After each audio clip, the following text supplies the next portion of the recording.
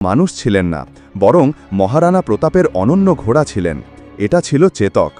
যদিও আমরা বলতে পারি যে চেতক কেবল একটি ঘোড়া ছিল, কিন্তু তা বলা তার সাহসিকতার প্রতি অবিচার হবে।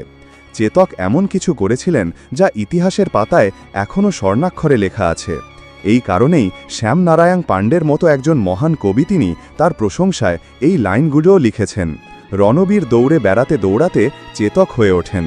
রানা প্রতাপের ঘোড়া ছিল অনন্য, তাকে বাতাসের মুখোমুখি হতে হয়েছিল। তিনি আরও লেখেন যে সামনে বিশাল নদী ছিল, ঘোড়া কিভাবে সেগুলো পার হতে পারত।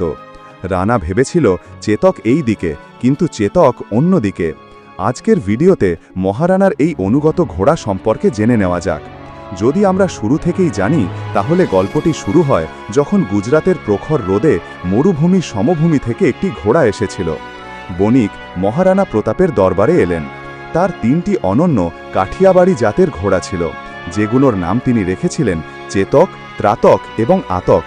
বণিক তার 3টি ঘোড়ার জন্য গর্বিত হয়ে বললেন,